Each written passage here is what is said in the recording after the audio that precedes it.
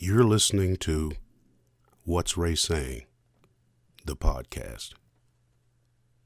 When I was growing up, we pretty much benefited from every government food assistance program that was made available to us.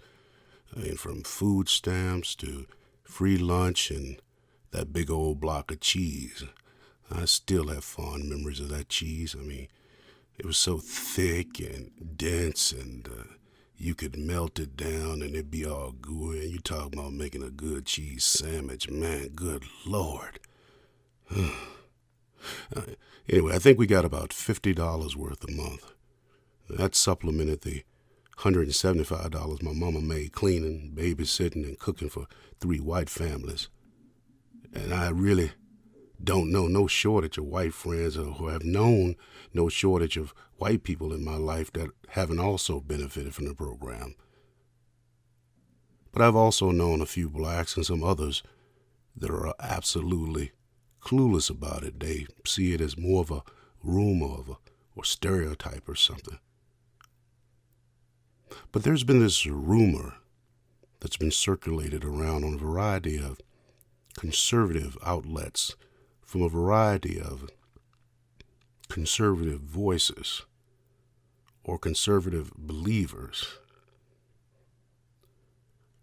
to include social media, that since the liberals got in charge, since the Democrats got in charge, since radicals got in charge, but more specifically probably since Obama got in charge, you could interchange the story by this first part.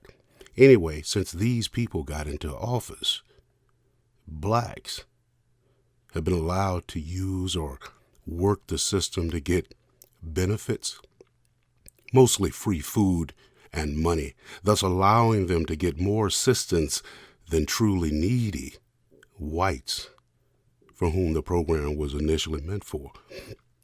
And these people or person or organization, you can interchange them, that part of the story is interchangeable too. They know a person who works in the office that investigates these things, or more specifically and more credible, they know a black person. They know a black person personally, and that's to show that they're not racist because they've known a black person came in contact with them, or they have this professional person who made contact with a black person. Doesn't matter. All that part of the story is also interchangeable. But who works in the welfare or social security office, you can interchange that. The black people or minorities are getting stuff department. Any government agency will do. That part of the story is also interchangeable. Told them that blacks are doing this. It's clear that blacks misuse the program. Look how fat they are. That's why your gangbangers are getting so strong, because we're feeding them.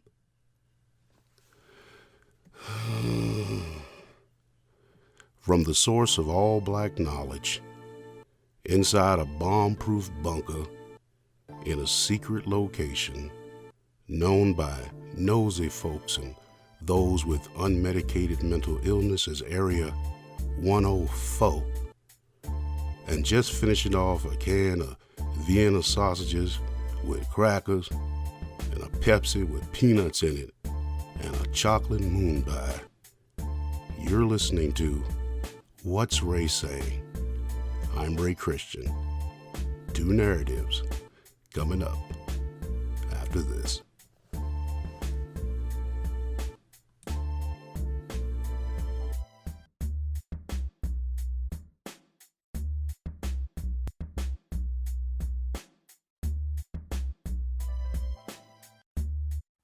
This is Shannon Kaysen.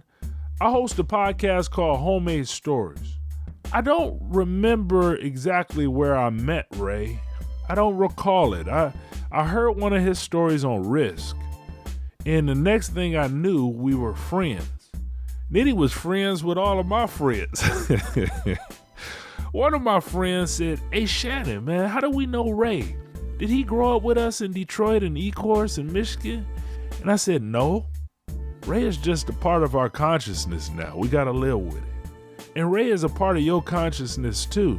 So make sure you listen to what Ray's saying. Ray has something to say, and you should hear it. But seriously, I am being serious.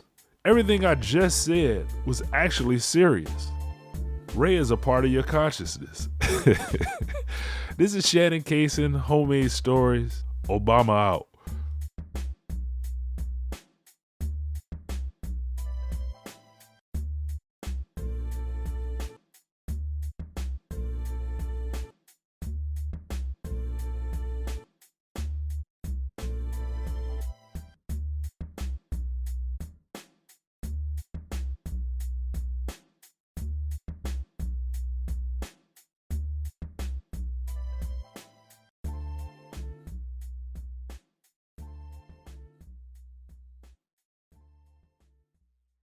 Plantation foods were not nutritionally adequate and not up to standards of the master, for sure. Traditional foods, often romanticized by blacks as tasty and nutritious, was often in short supply on the plantation, lacked flavoring like salt, herbs, or spices. Salt was typically consumed in the form of salted pork by most slaves. Slaves working in the field were typically provided one meal per day, a half a hand piece of salt pork. All other food had to be supplemented by the slave during the limited free time they had. Under no circumstances were slaves allowed to use guns for hunting. Spilled grain, discarded stems from fruit and vegetables, and hog internal organs, the leftovers after the master received the major portions of meat and food, were always desired by slaves. But most vegetables could only be available during certain times of the year, and meat from hogs could only be obtained during the winter and had to be shared by all. But of all the sins of slavery and all the things that a master had the right to do to his slaves, only starving a slave was considered the greatest and most obscene social act. But many slaves, most slaves, were nearly at the point of starvation at all times. Children were often fed together from a trough. The most desired meal was pot liquor. This is the water that remains after you boil or cook any types of greens or vegetables in a pot. Slave children would come together and eat from the trough, as would hogs. The Great Depression of the 1930s resulted in nationwide hardships and nutritional deficiencies across the country. This was long before people recognized anything about the food pyramid. Nearly 70% of soldiers who were drafted that were rejected for failing to meet physical requirements for service were rejected for malnutrition. Blacks were hit especially hard and generally under stress to purchase food from their local communities, who had limited suppliers, who charged marked up prices that resulted in higher prices across the black community among all classes. Early government assistance programs were often denied to blacks, or blacks were intimidated from seeking assistance by local governments that were charged with the administration of these programs. The 1960s reformed these programs and expanded the reach by allowing more blacks to seek and qualify for assistance. Food stamps, free and reduced lunch, free and reduced breakfast, summer lunch programs, direct food programs, government surplus food distributions like government cheese, WIC, EBT programs. All these programs have helped millions of Americans, more than half white.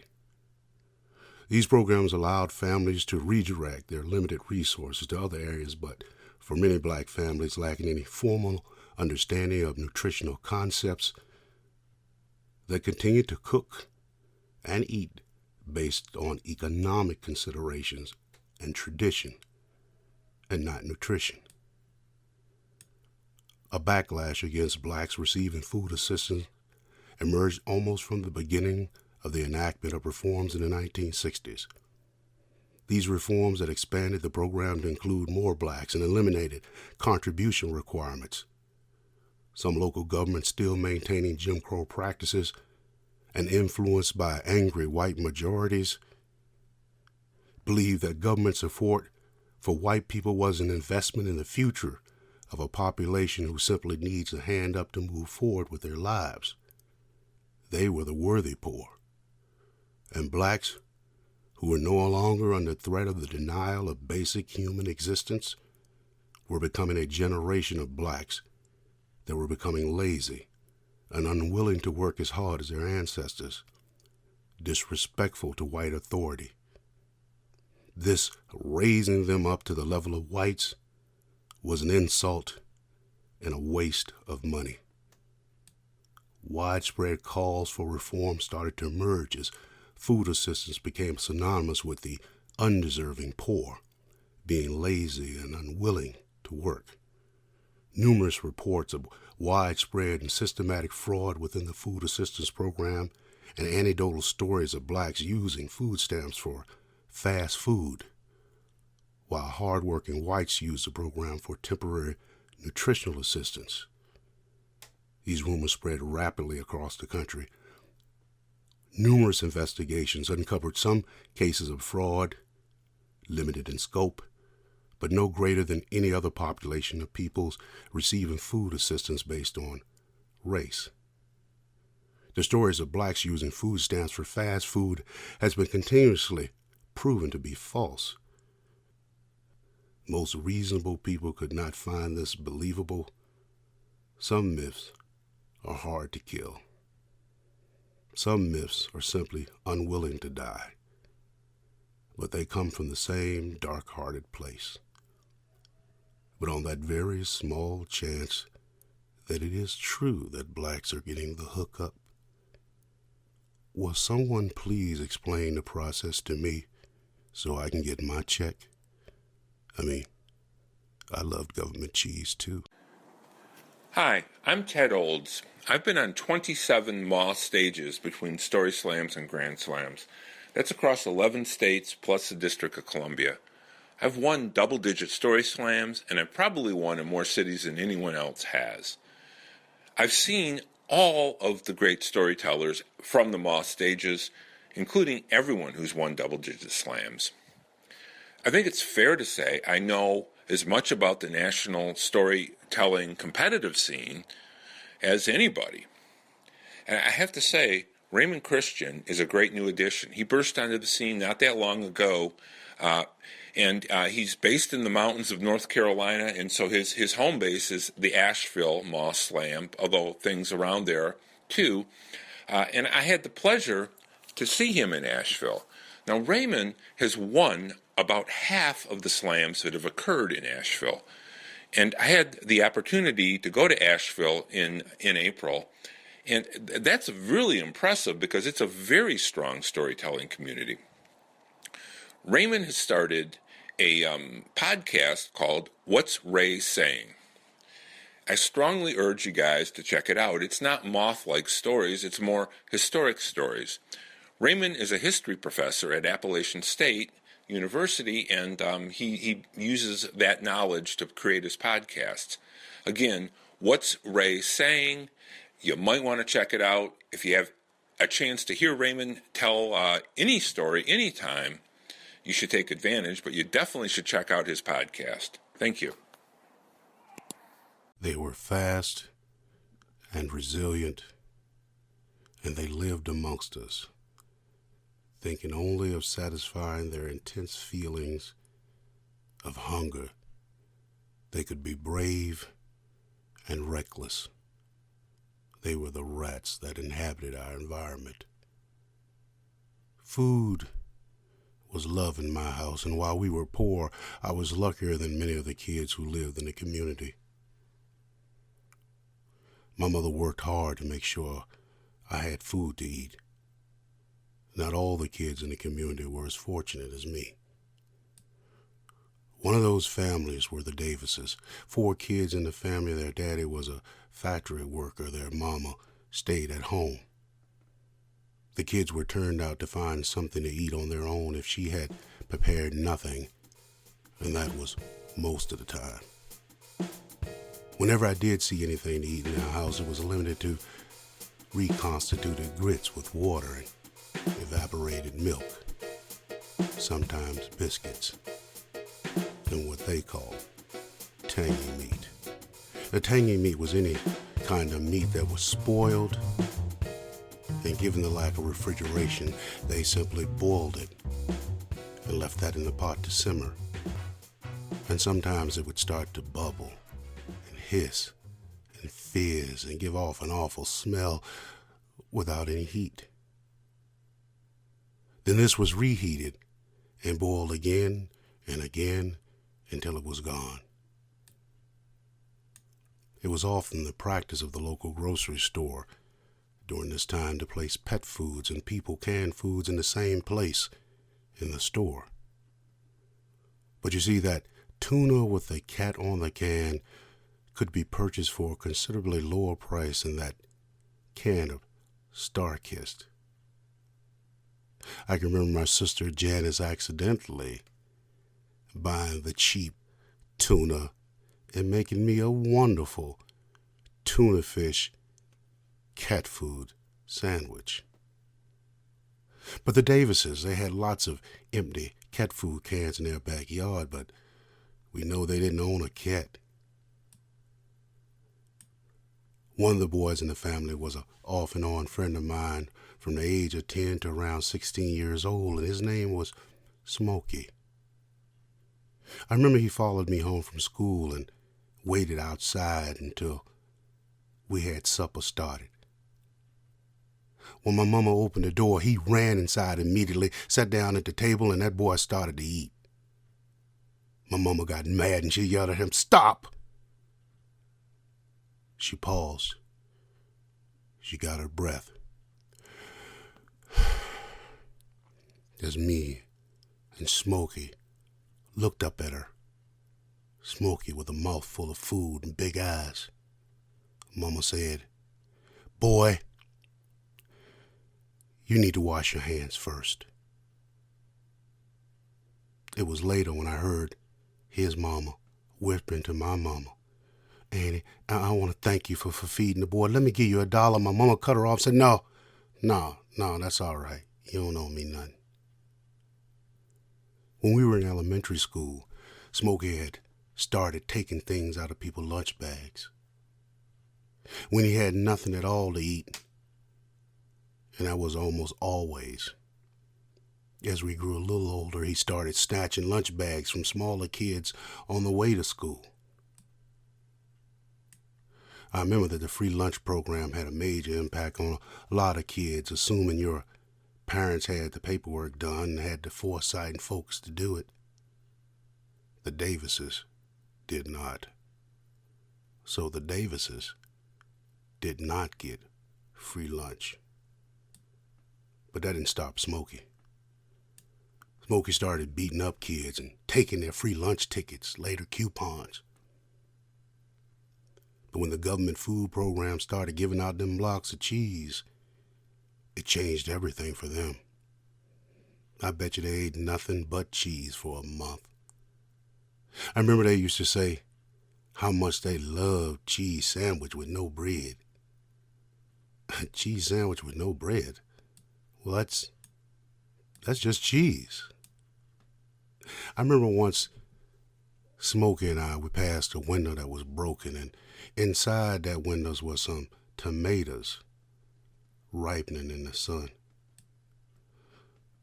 Smokey reached in real fast and he grabbed the tomato and snatched his hand back, but before we could start to run, it cleaved the skin off his arm all the way down to his elbow, and the white meat appeared and started to form tiny little red beads that quickly filled up and started to drip like sweat.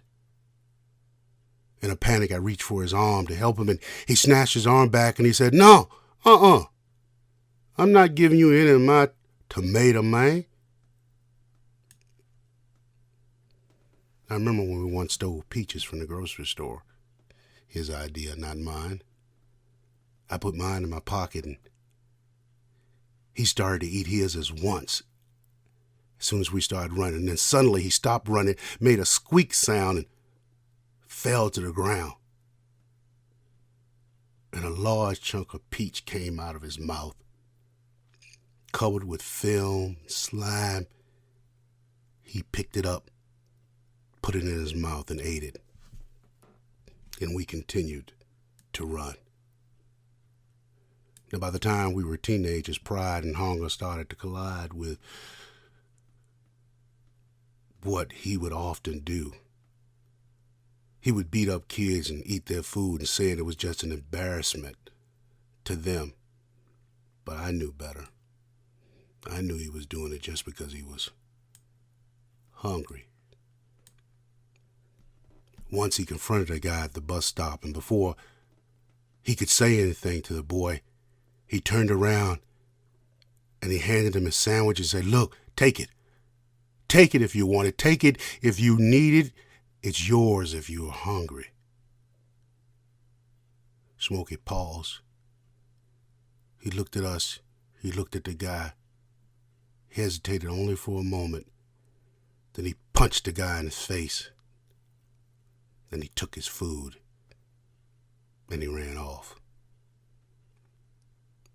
But Smokey's career of stealing food came to an end when he came to school late one day. Too late to steal his morning breakfast, and all the kids were inside when he saw a white teacher, a white woman who just happened to be coming to school late, fumbling with her bags and books in her hands. He attacked her. He took her purse. He hit her. He pushed her down. He took her lunch. It didn't take long for Smokey to be apprehended and charged with assault and attempted rape. People asked all around the community, what kind of animal would try to attack a woman in a public place in broad daylight? Well, I knew. A hungry one. Food is love, but hunger can make you an animal. And Smokey became a rat.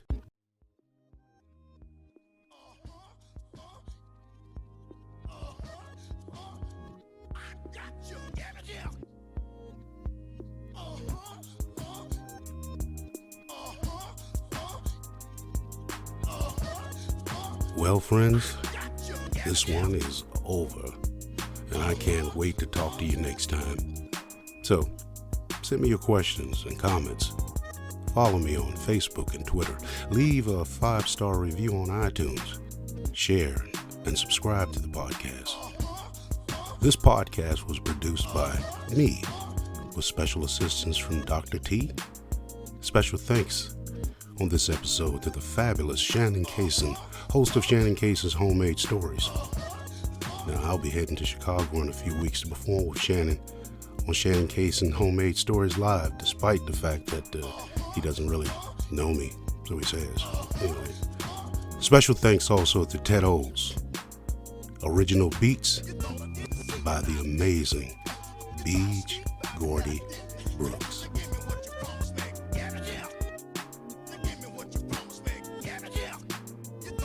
You have been listening to What's Ray Saying, the podcast, hosted by Ray Christian. You can find What's Ray Saying on iTunes, Facebook, and Twitter. If you've got comments, questions, or feedback, you can always reach us via Facebook or by emailing whatsraysaying@gmail.com. Ray says each episode is made with love, fatback, chicken feed, and fresh mountain spring water, but none of these are legal tender according to the electric company. To help this listener-supported podcast pay the bills and keep producing episodes like the one you just heard, you can click on our Donate tab on Facebook or go to paypal.me/whatsraysaying. Tell a friend or 2 or 12 or 20 what you just heard on What's Ray Saying, the podcast. Until next time.